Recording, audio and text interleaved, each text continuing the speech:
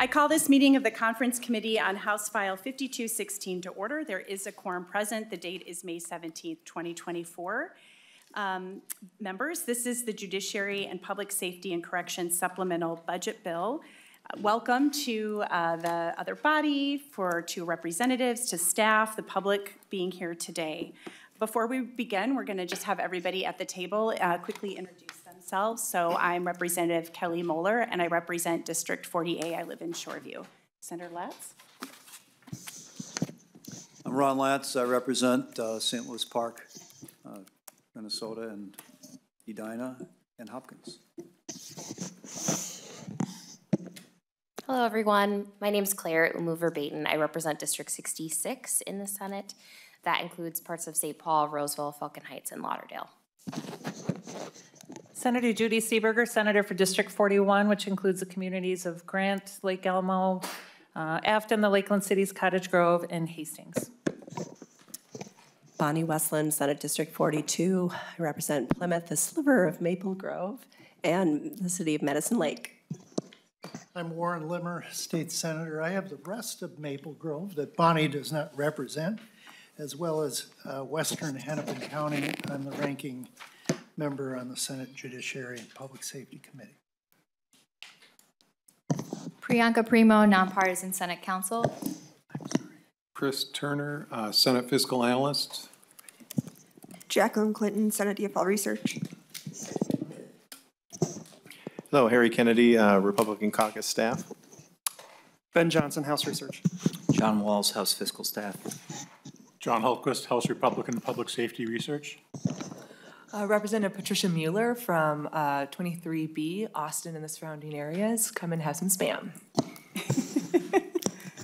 Sandra Feist, I represent 39B, which is the part of New Brighton that Representative Moller does not represent, and Columbia Heights and St. Anthony. Breon Curran, 36B, I represent Vadnais Heights, White Bear Lake, Birchwood Village, Gem Lake, and half of White Bear Township. Zach Meinertz, House DFL Research. Hannah Borgerding, House Judiciary Committee Administrator. Jamie Becker-Finn, Chair of Judiciary, Finance and Civil Law Committee in the House, and I represent most of Roseville and half of Shoreview. Ellen McDaniel, Committee Administrator in the House for Public Safety. All right.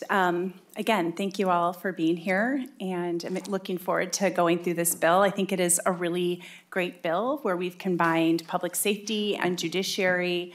I am really excited to go through it, so I'm not going to spend a lot of time commenting now, but I didn't know if my colleagues wanted to, the other chairs wanted to comment. Chair Latz? It's a great bill. I hope we'll support it.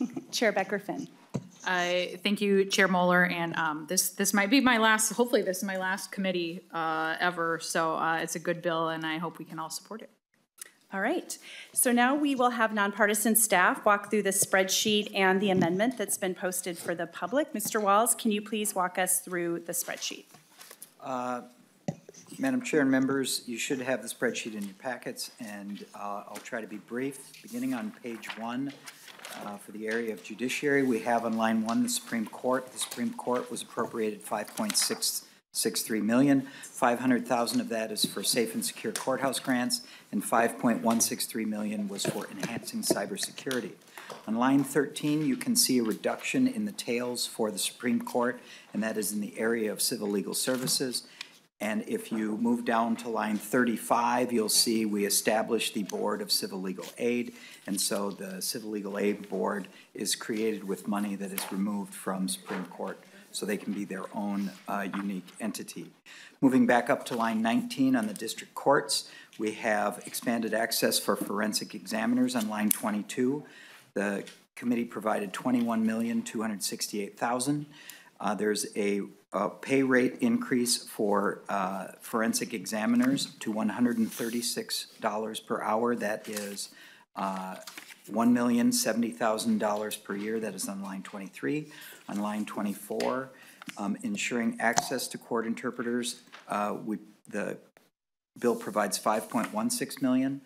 On line 25, the interpreter rate increase to $75 an hour is $235,000 a year beginning in fiscal year 25. On line 26, Court interpreter paid travel time, that is $170,000 a year beginning in fiscal year 25. On line 27, the bill provides $2.384 million for the juror deficit. And on line 26 begins a new program of $25,000 a year for trauma services. Flipping to the other side of the page, in the area of public safety, we have the Department of Public Safety on line 44. The committee provided money for a task force on domestic violence and firearms of $50,000 on line 47. $133,000 for a task force on traffic stops. Crime victim services grants of $9,467,000. $50,000 for a report on violence against Latino women. On line 51, Therapy Dogs for First Responders receives $100,000, and a mediation and a restorative justice grant receives $50,000, and that is on line 52. On line 54, we have $7 million from the E911 fund, and this is for digital GIS school mapping. Moving down to line 62 in the Department of Corrections, the department requested an operating adjustment, and they received $7.9 million for this biennium and $14.2 million in tails. On line 70, the Clemency Review Commission is moved from the Department of Corrections to be a separate entity, and they take their $986,000 of funding from the department with them. That is on line 73. On line 79, we have $150,000 for the MMB Office of Addiction and Recovery Task Force. And Madam Chair, if you go down to line 98, which is the overall total of general fund spending, it's $53.9 million in the current biennium and $17,220,000 in tails. And I will pass it over to my counterpart, Chris Turner, for some details that are in Article 1. Thank you. Mr. Turner. Yes, Madam Chair and members. Article 1 basically implements the spreadsheet, so I'll review it pretty quickly here. Section 1 is the preamble of the article, defines terms and effective dates. Section 2 contains the appropriations to the Supreme Court, which has 2 general fund initiatives that were on the spreadsheet. Section 3 contains the appropriations to the district courts, which has 7 general fund initiatives.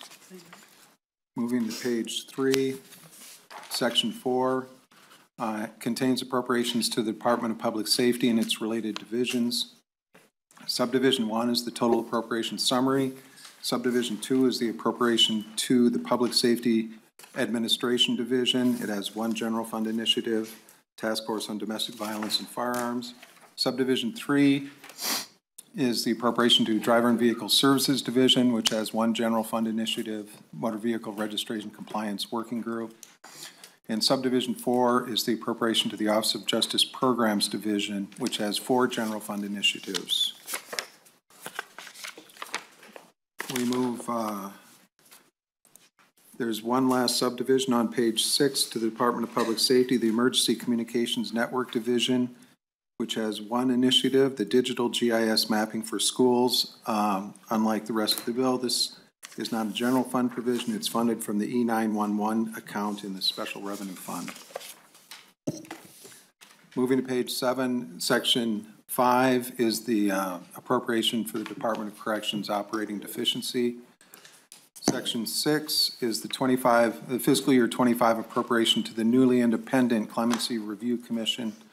The bill cancels an identical amount from the DOC budget in sections 12 and 13. Then section 7 is an appropriation to MMB for the Task Force on Holistic and Effective Responses to Illicit Drug Use. We have section 8, which is a biennial transfer from the general fund to the Disaster Assistance Contingency Account. The transfer takes place at the end of the biennium if a general fund surplus exists and the DACA balance is less than $50 million. This section caps the DACA account balance and therefore any potential transfer at $50 million. On page 8, section 9 cancels civil legal services based funding under the Supreme Court beginning in fiscal year 26. The base is reinstated to civil legal services as an independent board in section 15. Then section 10, paragraph C makes the urban, this is a public safety policy request, makes the urban search and rescue and Minnesota Air Rescue teams eligible to receive reimbursements from the non-responsible party fund for hazardous material response. Section 11 on page 10. This is a long section. It's pages 10 to 20. Page 12 contains the new language, which extends the fiscal year 25 appropriation for Ramsey County Youth Treatment Homes made in last year's bill to June 30th, 2026. Then we move all the way to page 20. Sections 12 and 13 cancel the fiscal year 25 appropriation for the Clemency Review Board from the Department of Corrections. And has been stated earlier, an identical amount is appropriated in the newly independent Clemency Review Commission in section 6. Then we move to page 22. Section 14 is a one-time fiscal year 24 transfer from the general fund to the disaster assistance contingency account, provided that surplus exists at the end of this fiscal year. DACA is capped at 50 million, so the transfer can exceed 50 million. And for the record, the current DACA balance is $28 million. Section 15 reinstates the base funding in fiscal year 26 for the newly independent State Board of Civil Legal Aid. Section 16 is the implementation language for the report preventing violence against Latina women and queer Latines in Minnesota. Section 17 on the next page is the implementation language for the Youth Support Services grants to Anoka, Hennepin, and Ramsey counties. Rather than providing a direct general fund appropriation, the conference committee redirects $500,000 in fiscal year 26 from the Community Crime and Violence Prevention account in the Special Revenue Fund. And then moving on to page 25, the last section, section 18, is the implementation language for the Digital Geographic Information System mapping for schools. Once again, that's funded by the E911 account in the Special Revenue Fund. And that, Madam Chair, is the end of Article 1. Thank you. Mr. Johnson. Madam Chair, members, I'm going to do a walkthrough of the public safety related articles. Those are Articles 2 through 11. Article 2 starts on page 26. I'm not going to go by section. I'm going to explain what's in each article. Article 2 establishes a uniform definition of the term victim in statutes that address the rights of victims, makes certain data related to reimbursement for the cost of sexual assault exams private. It removes donations and gifts from the list of items that can be deducted from reimbursement paid to a victim of a crime.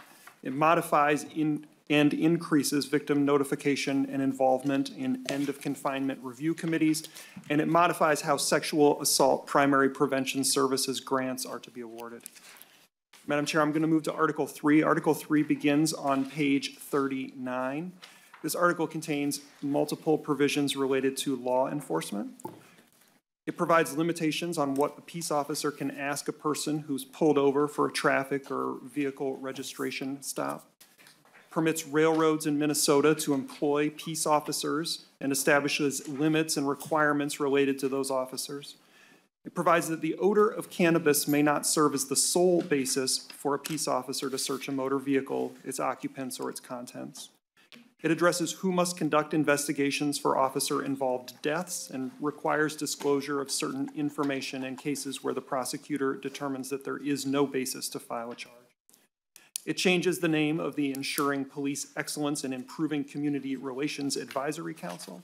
It prohibits the Post Board from certifying law enforcement training courses that are related to the term excited delirium.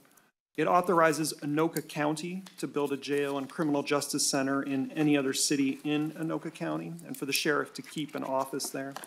And it provides that when the Post Board receives a complaint that is within its power to enforce, the board may order an appropriate law enforcement agency to conduct an inquiry and submit a report. Article 4 begins on page 48. This article contains provisions that are related to criminal justice. It requires the reviser of statutes to annually compile and publish a list of collateral sanctions relating to criminal convictions. These are loosely in Chapter 609B right now. This would repeal 609B, which many people feel is out of date at the moment. It provides that children who are under the age of 13 may not be adjudicated as a delinquent child or juvenile petty offender, but will be considered a child in need of protection or services. It limits the situations in which a child may be subjected to DNA analysis, prohibits certain entities from having policies preventing or discouraging and reporting of child maltreatment, and makes doing so a misdemeanor. It amends the law on bringing a petition for post-conviction relief by modifying an exception to the general 2-year time limit. It expands the Good Samaritan law to cover persons acting in concert with someone who's making an emergency call to report a drug overdose. It amends the expungement law to modify some of the crimes that qualify for automatic expungement and makes some technical changes. Provides venue for certain criminal sexual conduct crimes that involve victims who were mentally incapacitated. It limits law enforcement from using certain deceptive custodial interrogation practices against juveniles. And it amends the standard by which a person previously convicted of second-degree felony murder under an accomplice liability theory may seek relief. I'm going to move to Article 5. Article 5 starts at page 73. It expands references to search warrants in the DWI laws to include warrants from adjacent states. It redefines some terms in the public safety chapter of law. It authorizes the Department of Public Safety to use up to 10% of youth intervention program appropriations for administrative costs. It requires a company providing guards or other personnel to transport a person arrested on a warrant to have a protective agent license. It establishes a working group, several working groups in fact, a working group on motor vehicle registration and compliance, a task force on holistic and effective responses to illicit drug use, and a task force on domestic violence and firearm surrender. And it expands the permitted uses for a 2023 grant to Grand Portage Band of Lake Superior, Chippewa. Article 6 begins on page 91. Contains technical changes related to aggravated witness tampering, limits on the length of probation, and organized retail theft. It authorizes peace officers to refer individuals suspected of committing some controlled substances offenses to treatment. It specifies that the use of force is not authorized against someone because of the person's sexual orientation, gender identity, or gender expression. The article requires reporting on the use of the Veterans Restorative Justice Act. It allows revocation of probation if a person violates the condition of a stay of adjudication. It clarifies that certain violations of crimes prohibiting hiring a minor to engage in prostitution. The article establishes an enhanced penalty for reporting a fictitious emergency response to the home, that triggers a response rather, to the home of an elected official, judge, prosecutor, or employee of a correctional facility.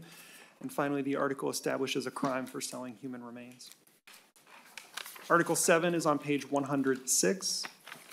This article contains policies related to predatory offenders, establishes procedures to allow conservators and others to assist a person with predatory offender registration, and creates new procedures to verify the address of some predatory offenders, makes changes to some of the offenses that require registrations and violations that restart the registration period, permits disclosure of information about level 2 offenders to individuals who are likely to visit the offender's home on professional business, and also requires the Department of Corrections to consider an offender's proximity to certain locations when placing a level 3 offender in the community. It permits the extension of certain juvenile cases to permit the juvenile to complete sex offender treatment. Article 8 has provisions related to corrections. It starts at the bottom of page 118. Allows the department to release certain information about where an offender will reside to victims, requires facilities licensed by the DOC to release information about emergencies and unusual occurrences to the DOC, also requires county and regional correctional facilities to report on communications contracts related to calls and other communications by incarcerated individuals. It amends the membership of the State Correctional Facilities Security Audit Group and the Healthcare Peer Review Committee. Contains a variety of provisions related to education, including prohibiting contracts with certain institutions, allowing participation in post-secondary education in place of, to satisfy work requirements. It allows the Board of Regents to request that at least one campus be approved to provide the intensive comprehensive law enforcement education and skills training. Requires the Commissioner of Corrections to coordinate with the Commissioner of Higher Education to assist incarcerated persons with student loans. And it requires the Commissioner of Corrections to provide outreach in correctional facilities to inform incarcerated persons about the federal Fresh Start program. The article allows a medical director's designee to act in place of the director in certain situations. It amends the use of force standard for corrections officers, allows supervised release board to meet in closed session to review victim statements. It amends the eligibility for the challenge incarceration program, makes several changes to the Minnesota Rehabilitation and Reinvestment Act.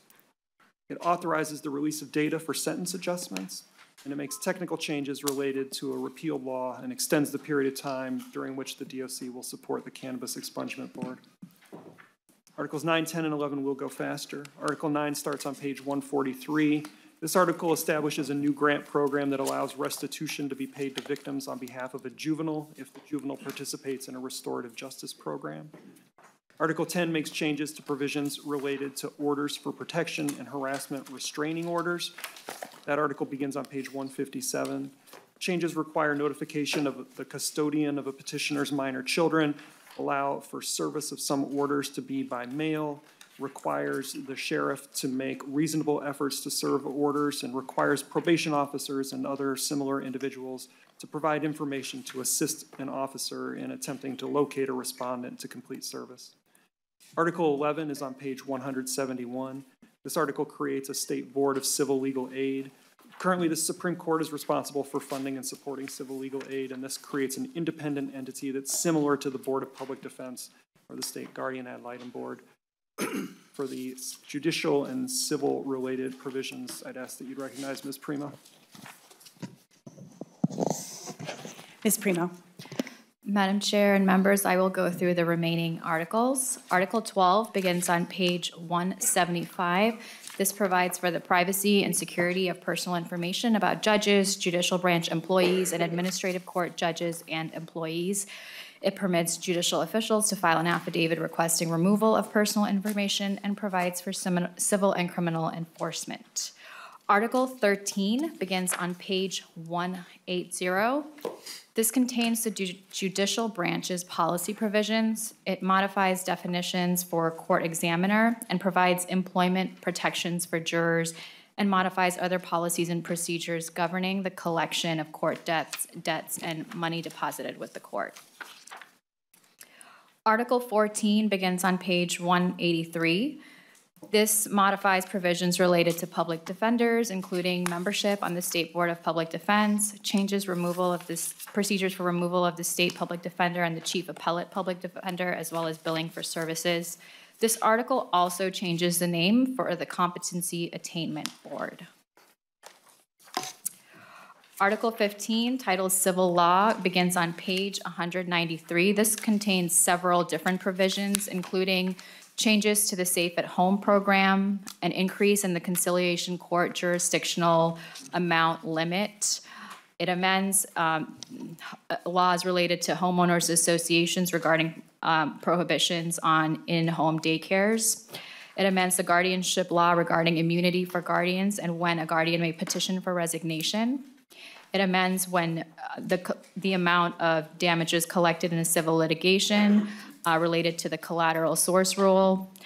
And it amends the current statute governing court fee waivers for litigants who can proceed without payment of fees, with payment of court fees or other court costs. Article 16 begins on page 211. This contains many provisions related to contracts for deeds. This article makes changes related to requirements imposed on investor sellers, recording requirements for specific notices and disclosures to purchasers. Article 17 contains several provisions related to state government. This article amends laws related to data privacy for the Office of Administrative Hearings, as well as other provisions related to the Office of Administrative Hearings. and the state information technology policy, including a requirement that public agencies report cybersecurity incidents to Minute. It also contains provisions related to the process for selecting an archaeologist, qualified anthropologist, or other expert to conduct work on probable American Indian burial sites. Article 18 begins on page 257, and this contains the Uniform Public Expression Protection Act. This is a uniform law designed to prevent slap lawsuits or strategic lawsuits against public participation, which are generally viewed as being in opposition to First Amendment rights, and this provides a mechanism to dismiss them in a quicker fashion. That concludes the walkthrough for this DE. Thank you. Thanks again to our staff. So next we will move the DE, and then we can go through amendments, and then we will have final discussion on the bill. Senator Latz, would you like to move the A240352 amendment to House File 5216? So moved. All right, and so before we take action on that motion, we'll start with the amendments. I do have an author's amendment, the A33 amendment. I will move the A33 amendment to the A240352 amendment. And just so everybody knows what the A33 amendment is, we have a section in here, or the references on line 1.3 to 1.7 relate to the GIS mapping. We just had a couple changes that we wanted to make to the GIS mapping provisions of the bill. And then we have on line 1.8 and 1.9, we're deleting the sections in the bill related to catalytic converters because that ended up being in a different bill. And then we had on line 1.10, a change related to the new parole board and how frequently those requests are going to be made. And then a shall to may on line 1.11. Any discussion to the A33 amendment? Seeing none, all those in favor signify by saying aye. Aye. Aye. Opposed? The motion prevails and the amendment is adopted. Next, we will move to the A22 amendment. This amendment is just a technical fix to an incorrect statutory citation in the bill. Any discussion to the A22? All those in favor signify by saying aye. Aye. Aye. Opposed? The motion prevails and the amendment is adopted. The next amendment is the A21 amendment, and Chair Becker-Finn, I believe that's yours. Yep, so I will move the A21 amendment. We caught a drafting error, and this also reflects the agreed upon language between the Board of Public Defense and the Teamsters. It is cost neutral and is mostly just updating statutes that are no longer needed. All right, thank you. Any discussion to the A21? Madam Chair. Senator Limmer. Madam Chair, the last few amendments I do not have at my place setting, and I was hoping someone could at least give me the amendment of the one we're on now. So Senator Limmer, in the green packet, is it behind the actual bill? That's where mine was. It was behind the bill.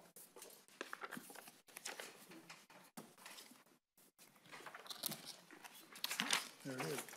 Sorry, I'll give you a minute to get it, just so the public knows too, they are posted online. Thank you. Yep. All right, any discussion to the A21? Seeing none, all those in favor signify by saying aye. Aye. Aye. Opposed? The motion prevails and the amendment is adopted. Next, we have the A24. We're just getting that passed out here. All right, and I believe Senator Umu-Verbaeten, this one is yours. Please explain the A24. Thank you, Madam Chair.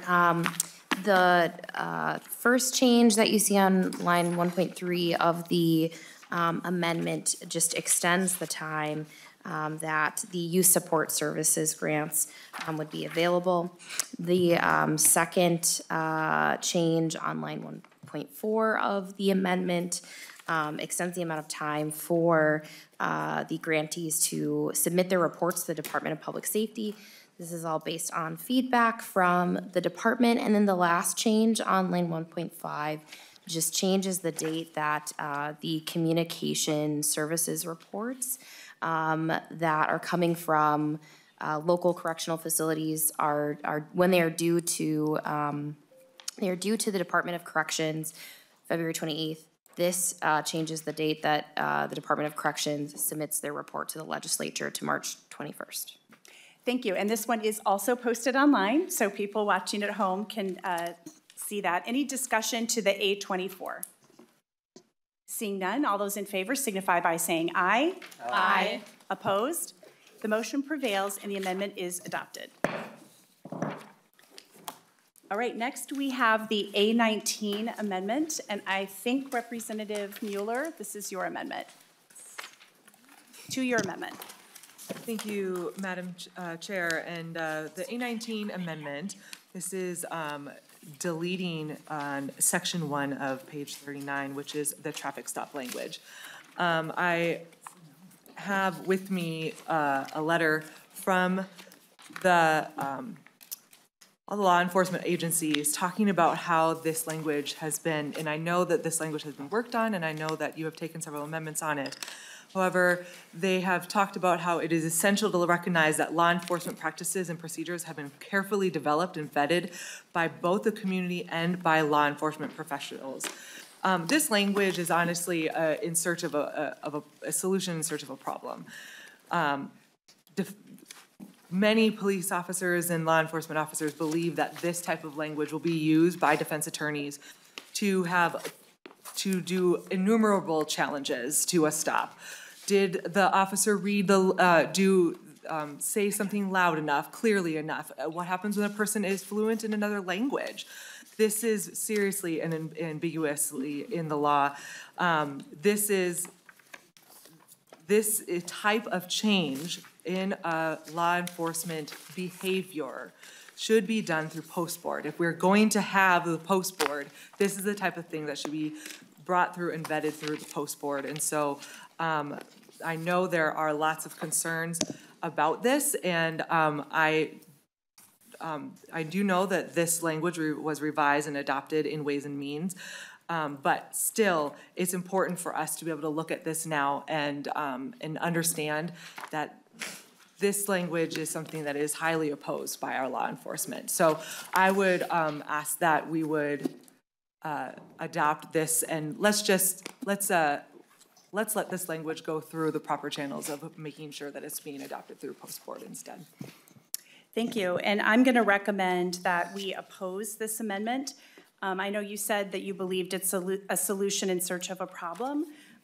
We do know we have a problem with disparities in traffic stops in our state. The data on that is clear. And for me, when I think about Philando Castile and the dozens, I think it was over 40 times that he had been pulled over for very minor things, that's problematic, and so there is a problem. I will say that some of the concerns you raised have been addressed with the language as it's been amended. There are on lines 39.29 to line 40.1, it does clearly state that the failure to comply with this section is not the basis for exclusion of evidence or dismissal of a charge or citation. This is pretty watered down now, and we did that in order to really give the opportunity to comply with this. I would say there really aren't a lot of consequences for not complying because we really want to give law enforcement the chance to use this. I will also say that it's limited to those stops that are in Chapter 168 and 169.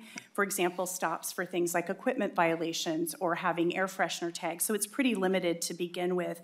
And the purpose is we really want to encourage those positive interactions. So when an officer pulls someone over and no longer says, do you know why I pulled you over, which that automatically creates a defensive scenario, it will be, I've pulled you over because your taillight is out or because you were speeding. That's really what we're trying to get at with this language. I will also state that other states have this, and I believe in committee we talked about this.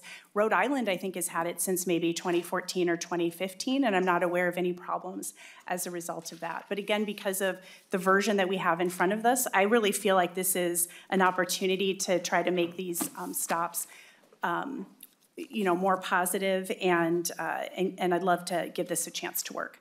Any further discussion? Madam Chair. Oh, yeah, Chair Latz. I agree with what you have said. I also oppose this motion. Thank you. Closing remarks, Senator Mueller. Wow. Representative Mueller.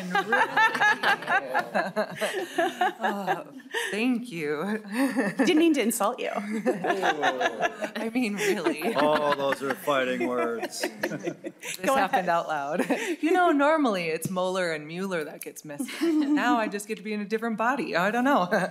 All right. Well, I really appreciate this. And honestly, I do appreciate the fact that we have looked at this language and that we have done some different things with it. I still maintain the fact that, even the fact that it's limited, we are going against what police officers have been trained and how that training has been vetted through so much. Now that it's being limited to equipment violations, an officer who is trying to decide, does it fall into this or that or whatnot, I really think that this is going to cause more confusion. I don't know if this language was vetted by transportation, knowing that this is for traffic stops, if that's what it's for. But it's one of those things where I think that, they get trained a certain way. Now we're going to create confusion, create ambiguity in this.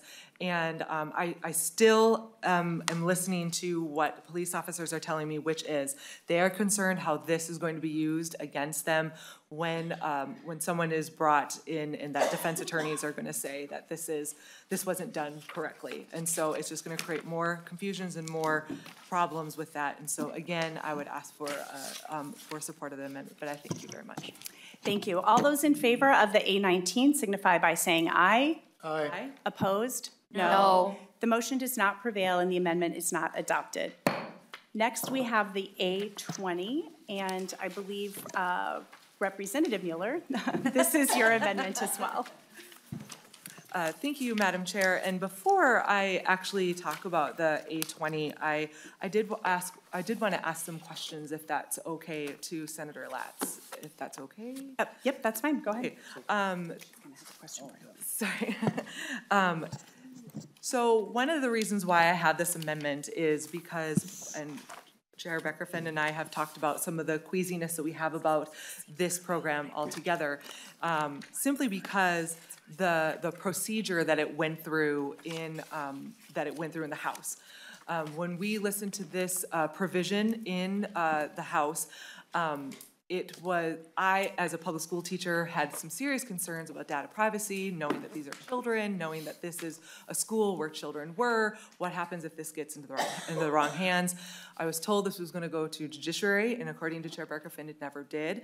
Also was told, I urged the people who brought this that it should go to education, and it never went through education. So I'm concerned how this has been vetted. So Senator Latz, I just wanted to know this provision, since it showed up in here, what is the process, what committees did this stop through in the Senate? Madam Chair, Representative Mueller, the bill was carried by Senator Seeberger, so she might have a clearer idea of its path. Senator Seeberger. Thank you, Madam Chair. Representative Mueller, this bill was heard in Judiciary in the Senate and had opportunity for testimony and questions, as any bill would, that would come through Judiciary and Public Safety. Representative Mueller. Thank you, Chair Moller and Senator Seeberger. I just wanted to know, is this, as it has to do with schools, is this something that went through education, knowing that there are special considerations that we have to look at in school settings, knowing that we're dealing with minors, knowing that this is going to be, from what I understand, a very detailed map of a facility that our children are at 8 hours a day? Senator Seeberger. Thank you, Madam Chair. Representative, the chairs of both Education Policy and Finance declined to hear this bill. Representative Mueller. Well, thank you, Chair Moller. That's concerning to me. That's a concerning thing. There are special circumstances for our schools that we need to take in consideration. And I think it's important to know that in this unique cross-section, that this should be vetted by not only public safety, which I know that this is going to be used for, judiciary when it comes to data privacy, which it was not heard in the House, but that it should also go to education. Some of the advocates that came and talked to me said that,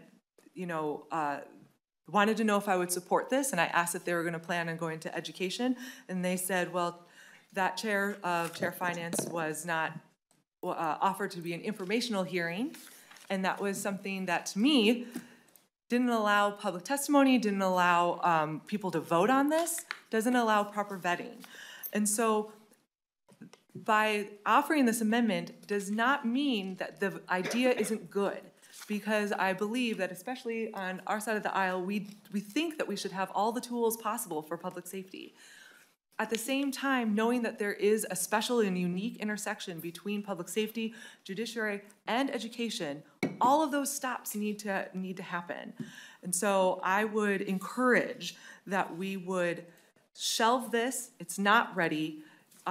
It's a lot of money, and I know it's not coming from the general fund, but it's a lot of money, and I really think that this is something that should go through the proper channels in order to be spending $7 million. So thank you, Madam Chair. Thank you. Further discussion? All right, I'm going to recommend a no vote on this. And I did check, and it's my understanding that there are a lot of school groups that are represented around here, and it's my understanding that the stakeholders did talk to those groups, that they're fully aware of this bill, and that they didn't have concerns with it as long as it was paid for. They didn't have to pay for it, and it wasn't required. And so I mean, I definitely understand and hear you, but did want to make sure that we checked in with that. And just so people know, this is really a good bill. It is to make our schools safer, so that if there's an emergency in a school, law enforcement knows exactly where in the school building the emergency is, so that they can respond very quickly to that emergency. And so I think it's too important of a bill to shelf and to delay, and so that's the reason why I'd recommend a no vote. Any further discussion on this? Any closing remarks? Representative Mueller. Thank you, Chair Moller, and members. Well, I have a couple of things to say to that. I understand the school groups are here, but again, public comments with the school group is what we need to be doing, and that's what happens in the education committee. I think it's interesting, and I won't impugn any motives, but I find it interesting. They're like, oh, we're fine with it as long as we don't have to pay for it. Know exactly where the emergency is? Yes, that's exactly what we want to be able to do. But then you also know exactly where, if getting into the wrong hands, this is know exactly where someone could go as well. This is very detailed mapping. This is very detailed information that used with bad actors, this could be very dangerous. We know we recognize this because of the amendment that you already passed, or that the amendment that we already passed. It's something that we have already amended because we're seeing the vulnerabilities in it. And so, again, I'd recommend a green vote on this, and simply because, not because it's a bad idea, but because we really should have the full transparent process of it with testimony. Thank you, Madam Chair. All right, all those in favor of the A20 signify by saying aye. Aye. Opposed? No. The motion does not prevail. The amendment is not adopted. Next, we have the A18, and I believe Representative Mueller, this is yours as well.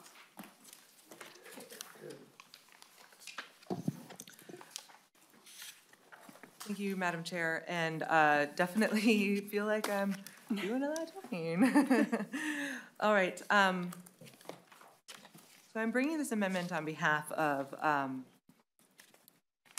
I'm bringing this amendment because of the fact that we are seeing, most recently, that we have judges that have a misunderstanding on why we have use of force legislation. If we have use of force legislation, but we aren't going to consider it in a probable cause hearing, then what is the point? This amendment would ensure that if we have a strong, if we have someone who is been told that they have appropriate use of force, that it has been justified, that the judge has to take that in consideration during a probable cause hearing. They cannot just say, that's for a jury to decide. We are not strictly shirking the jury process. We are simply saying the judge is required to look at this, and we are holding activist judges accountable. This is something that we are seeing is incredibly necessary in light of recent events, and I think that this type of assurance language in this amendment would be incredibly timely. And so, Madam Chair, I would ask for you to support the A18. Chair Becker-Finn. Thank you, Chair Moller, and I would recommend a no vote on this amendment. Specifically, I believe it to be unconstitutional, requiring the court how to do their jobs as well as applying to all pending prosecutions, I believe would be against Article 3, the division of powers within our Constitution. That, and I just, it also hasn't been vetted whatsoever. You know, this isn't language we discussed in committee at all, and so I would recommend a no vote for both those reasons. Further discussion? Chair Latz. Madam Chair, I would concur with Chair Becker-Finn on this. Not only does it raise constitutional questions and has the added infirmity of not having properly gone through the process, which I understand to be important to Representative Mueller from the previous amendment, but it would effectively tie the hands of the judges that are making probable cause determinations. Which to me is not really the purview of the legislature. That's the basis for a constitutional problem here, but it's pretty fundamental to fairness in our justice system that the judges have the authority granted to them under the Constitution to make these determinations. So I agree that we ought to vote against this amendment. Further discussions? Representative Mueller. Thank you, Chair Moller, and again, I feel like language like this could bring some assurances as we are seeing judges that have been activists, and that we really need to make sure that when it is been shown that the use of force has been justified, and yet that has been ignored, that we really need to be able to have that be considered. So I, again, would ask for support of the amendment. Madam Chair. Oh, Senator Limmer. Thank you. Representative Mueller, there's no one in the room more interested in holding judges accountable to enforce our statutes. Over the years, I've certainly tried to make that a reality in our statute books, but I do have to agree that this definitely is a violation of separation of powers and also raises constitutional concerns. So with regret, I'm going to have to oppose your bill, but in spirit, or your amendment, but in spirit, I think the legislature needs to focus on why judges and prosecutors are not following the statutes that we put out for them and using the terms of discretion to almost a wholesale basis. Thank you for your amendment, but I cannot support it at this time. Representative Mueller. Thank you, Chair Moller. And in light of some of the comments that are hearing, again, in the truncated time that we have to do this, knowing that this is a problem that we're seeing and that we want to address, and knowing that this language is probably not the best, I'm going to withdraw this. All right, the motion, the A18 amendment has been withdrawn.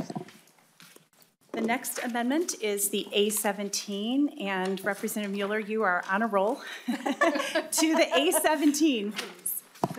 Thank you, Chair Moller, and hopefully this might be my last one. All right, so this amendment has been brought to me by my colleagues from the Judiciary Committee, and if you look on the second page of the amendment here, or sorry, page 3, you'll see the language. Last year, the Public Safety Judiciary Omnibus Bill Conference Committee made changes that make it appear that a proposed statewide biased speech registry had been removed from the bill, but the bill still provides funding to support staff and a database for creating a bias registry, but it's just under a different name. This amendment just clarifies that the information held in any database or collection at the Department of Human Rights does not include a government collection of speech. The language defining protected speech is taken from House File 3309, which we passed unanimously on March 11th. And so I'd ask for, as an assurance language, I'd ask for support of A17. Thank you. Chair Becker-Finn? Thank you, Chair Moller, and I would recommend a no vote. I know it has been a relitigation session of everything that we passed last year, but although it may have been fun for folks to spin this in all kinds of ways last year, that isn't actually the law that we passed, and this is unnecessary, as well as this also not being anything that's been vetted at any point up to this point this year. So I would recommend a no vote on the A17. Further discussion on the A17? All right, closing remarks, Representative Mueller. Thank you, Chair Moller. It's my understanding that I believe that Representative Niska had offered this as amendment at one point in time. And so this language could have been at least looked at and vetted through the Judiciary. Not being on the Judiciary Committee, I'm not saying that I'm right on that. I'm just saying that that's what was standing. And so I keep staring at people. And so, but this is just assurance language, again, trying to make sure that there is no such database or registry that can be held against people and that would have some sort of protected speech that is, that would be a database that would be used against our citizens. I would urge support of A17. All those in favor of the A17 amendment signify by saying aye. Aye. Aye. Opposed? No. The motion does not prevail and the amendment is not adopted. That is all we had for printed amendments in front of us. Are there any other amendments? Right, I'm not seeing that we have any other amendments, and so I want to give members an opportunity to speak to the bill as a whole. Who would like to start? Anybody? Madam Chair. Yep, Senator Limmer. Madam Chair, being a member of the Senate, this morning I had a very nice, cordial discussion with Chairman Latz, and he told me that the upcoming bill that we have on the Judiciary Finance Bill would be coming up, but as you can tell, he warned me that it was a little more plump than it left the Senate. And I understand it's now got a great number of policy elements in it that we are now to consider. There's a reason why I do not have any amendments before me to present to this committee, and that's because of the shortness of time.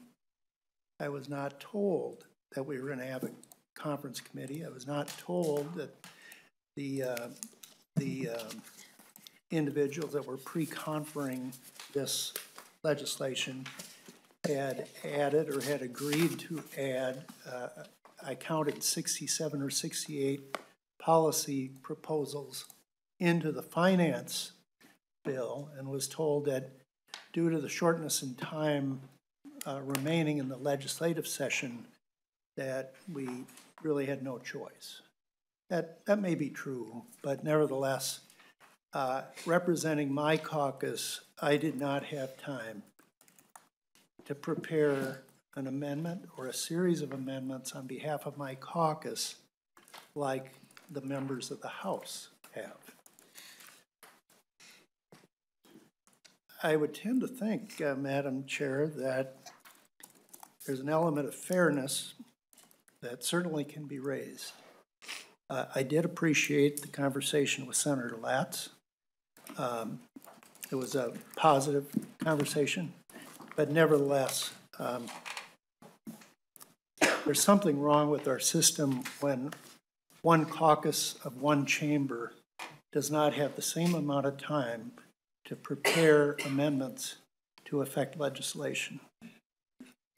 And so I make this statement out of protest to what has been going on, or the lack of what's been going on at this time regarding this bill.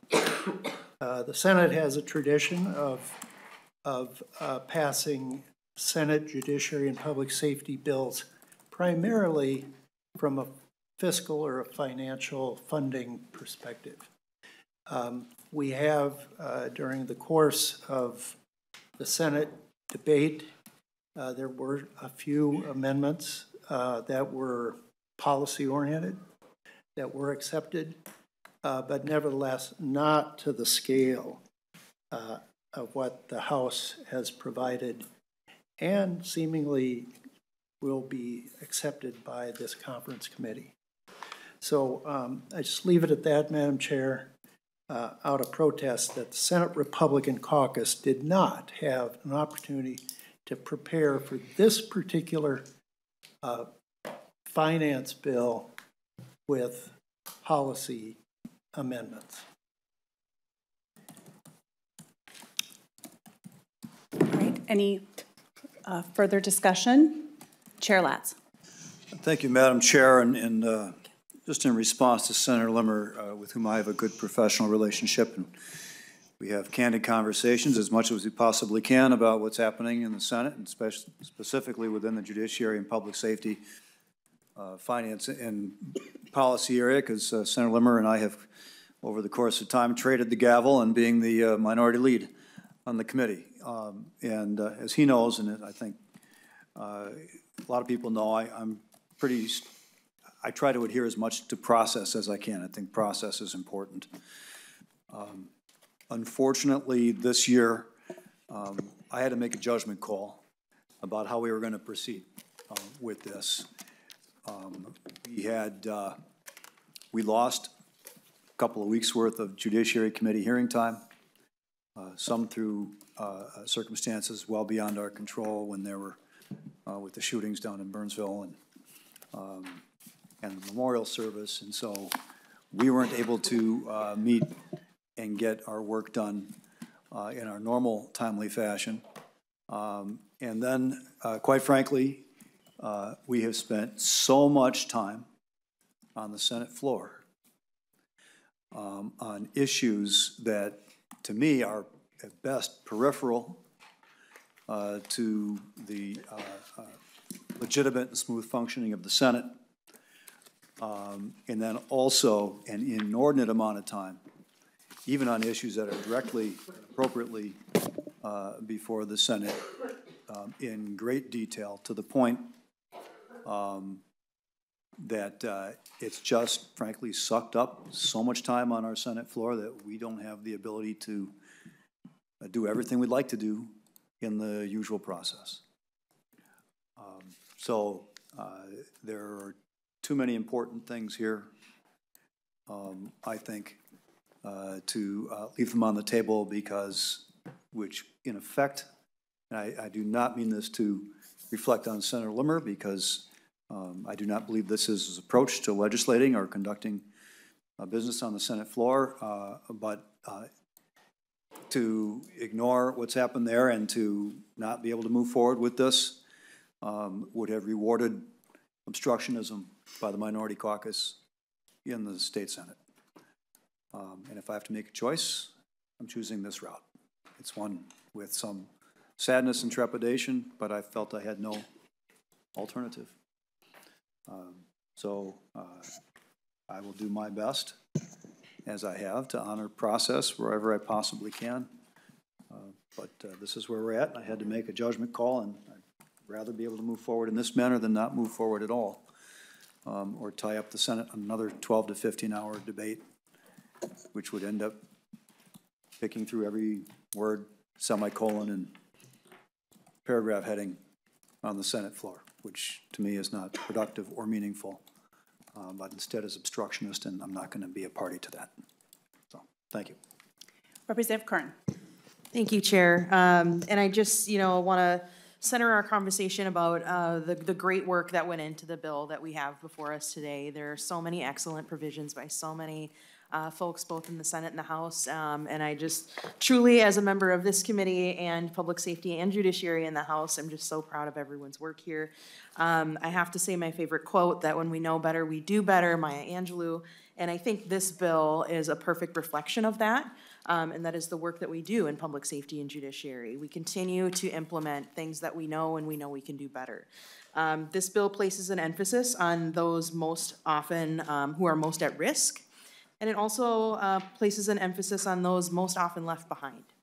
And I'll wrap quickly by just thanking the committee again for all the work done to protect judicial judges and judicial staff information. I think this is something that the state of Minnesota should be very proud of, especially considering the rise of doxing and violence committed against those in our judiciary branch. And so I just want to thank folks for that support. And thank you, Chair Moller and Chair Becker-Finn, for the support on the House side throughout session for all of this. Thank you. Thank you. Okay. You went over there? All right. Yep. Senator Umu Verbaeten. Thank you, Madam Chair.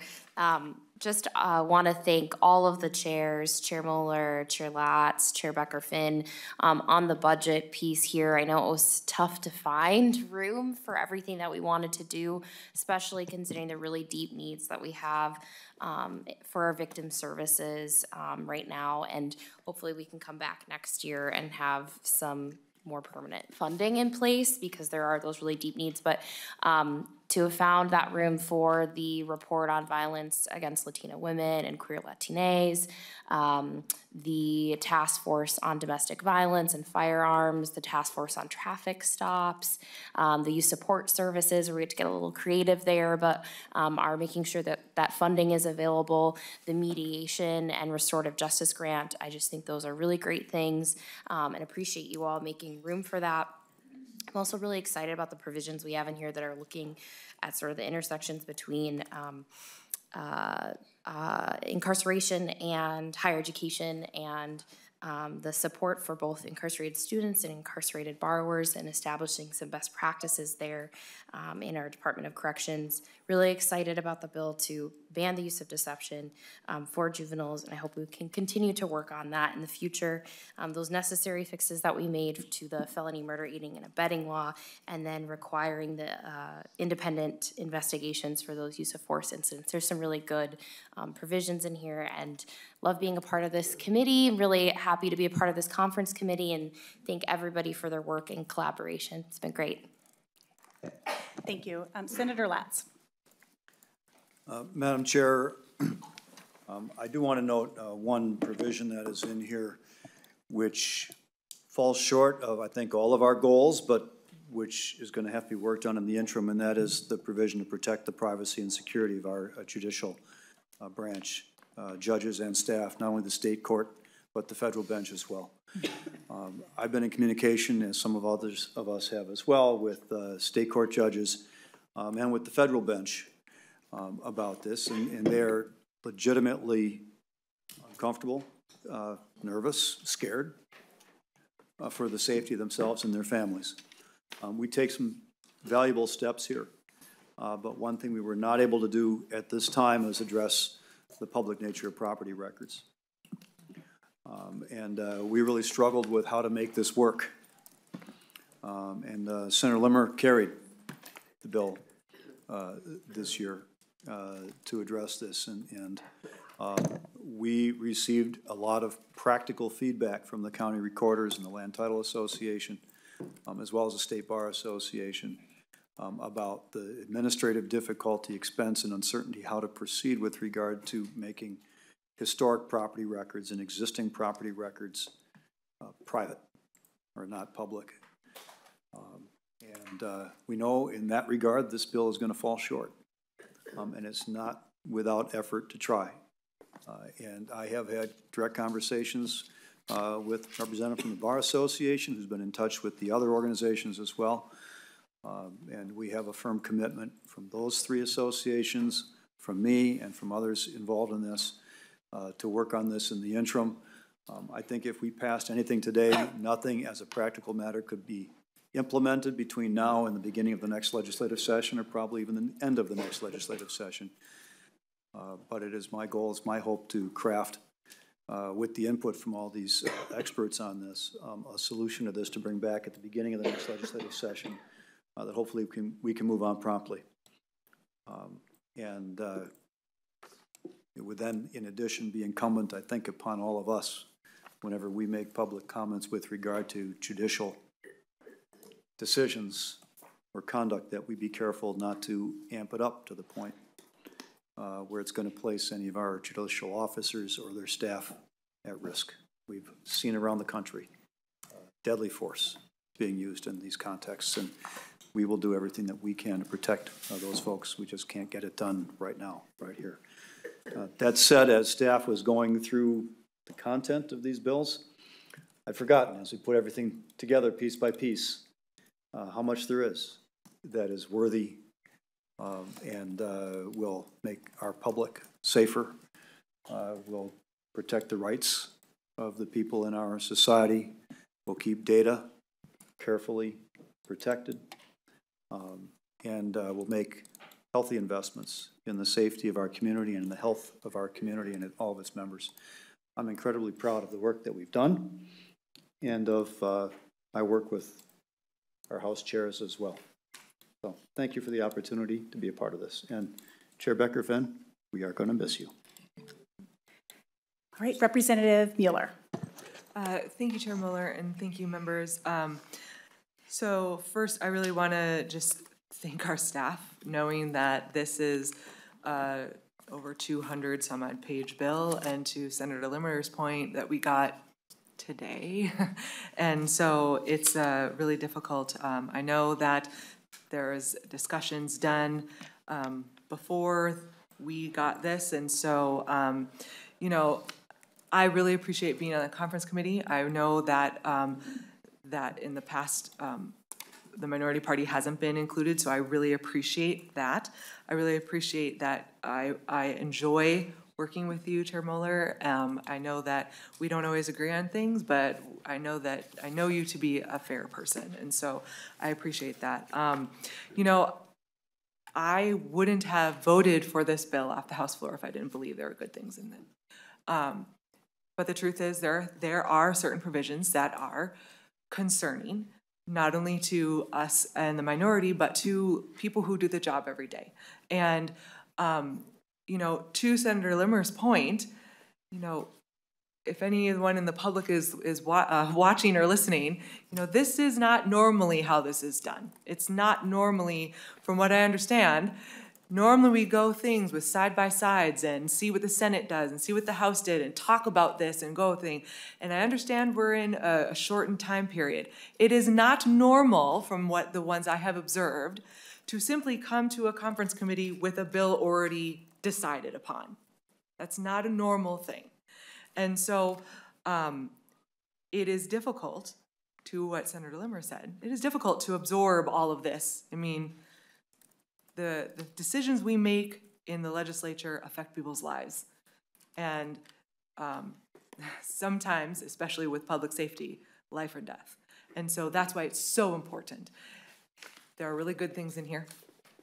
Thank you for including the therapy dogs.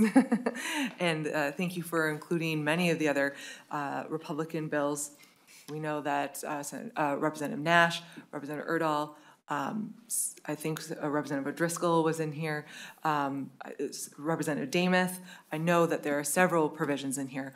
Some of the ones that are really concerning are really concerning. And so with that, I appreciate being a part of the process, and I appreciate being able to discuss it, offer the amendments, and thank you so much. Thank you. Chair Becker-Finn. Thank you, Chair Moller, and I first also want to thank our staff in particular. You know, this is sort of, other than my retirement speech, will be like my last time to publicly thank my staff, and I've been incredibly lucky to have Anna Borgerding both as an LA and my committee administrator as well as Zach and Ella and Ben Johnson, John Walls, our nonpartisan staff. We are incredibly lucky to have the staff that we do. And I decided last night, I will also say this in my retirement speeches, we could as legislators choose to pay them more. We could choose to pay our employees more, and the reality is that employees of the legislature make less than employees in other public service jobs, and that I know it's a political thing, and so we don't always do the right thing, but the right thing would be for these highly skilled folks to be paid adequately for what they do. So to the bill, I think it's a really good bill for a supplemental bill. I am thankful that we got the target that we did, particularly the tails rooms, that we could take care of our interpreters and our examiners and start to deal with that issue. I will say though, and I want to the, sort of the point of just being honest and talking about what is here and what's not here. I am deeply disappointed that the provision around privilege for domestic violence advocates, for community-based advocates, is not in the bill. That was in the House bill. It had, I believe, bipartisan support on the House side. We pay a lot of lip service in both bodies and both parties to caring about victims of crime, and I believe it undermines the work of community-based advocates to not include this provision. It undermines the safety, particularly of women. As I look around this room and I see some faces of folks that I worked with back in my days as a domestic violence prosecutor in DASC, where I worked every single day. My office was next door to those community-based advocates, and I think to not include that provision, there are a few things I feel like I'm leaving on the table walking away from this place, and this is one of those things that I'm really, again, just deeply disappointed that the Senate could not agree to include that this year. And I hope that we will all continue to work on that and think about it and push to make sure that we can pass that next year, because in my mind, there's no good reason to not have this in the bill, other than the fact that the Senate chair doesn't want it in the bill. And I think that's fair. That's that is the situation. And I've always done this job and thinking about it as far as like, the truth is fair game, and that is the truth. The truth is that if it weren't for the Senate, this would be in the bill. And I think we gotta work harder on that, and we gotta think about why that is. And I will also say, in the conversations we've had outside of conference committee and in the months leading up to this, some of the conversations we've had with advocates and folks outside this room, the deeply disrespectful things that have been said about victims of violence, particularly women, is just not okay. And we may be chairs with gavels who are women who do this work and sit at these tables, but there's still a lot of work to do in the conversations that people are still having and the views that people still have about victims of violence, and particularly domestic violence, and particularly the people who are there to hold their hand and are there to help them get through it. So that's, it's hard to not get that done. And I won't be able to do it, so I need you guys to do it. I need you all to fight for it next year. Thank you, Chair Moller. Thank you. I will just say, too, that I am deeply disappointed that the domestic violence privilege is not in this bill as well. This issue, for me, there are very few things we can say at the legislature that we are experts on. And I can, in all honesty, say I am an expert in this area. I went to law school because of gender-based violence. Gender-based violence is a large part of the reason why I ran for office. And in my other job as a prosecutor, I have worked for over a decade, really, on victim privacy issues in particular. And I am well-versed in the case law on this issue and the constitutional issues surrounding it, and am deeply disappointed that this is not in the bill. And I will continue to work hard to fight for this provision in the years to come. I will say, as far as the things that are in the bill that I'm really excited about, this bill builds on the great work that we did last year in the public safety realm, from prevention to rehabilitation to everything in between. And I'm really proud of the work, especially pertaining to victims, that are in this bill. The policy provisions, but also the funding. We know that the people who provide services to the victims provide life-saving services to victims and survivors of crime, and they are underfunded. They are losing federal dollars. This is just a temporary Band-Aid for right now, but so it's also an issue that we need to bring back in future years. But of the about $10 million that we had one-time funding for this year, the fact that we're able to give almost 9.5 of that, I think really reflects our values collectively. I see Representative Mueller nodding. This is bipartisan. We share those values, and so I'm really grateful that we could do that. I'm also just really glad to have the opportunity to work with all of you. And I'm looking forward to getting this bill passed in the final days. Thank you. And also thank you to staff again. I know we keep saying it, but we can't thank you enough. All right, so with that, Senator Latz moves the A24-03542 amendment as amended to House File 5216.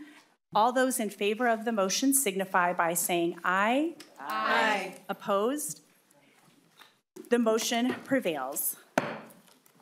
And I direct nonpartisan staff to prepare a conference committee report, and that nonpartisan staff are empowered to make technical and conforming changes of the language approved by this conference committee in order to reflect the intent of this conference committee. Conference committee members, please keep an eye on your email to sign the report when it becomes available. And with that, there is no further business before us, and we are adjourned.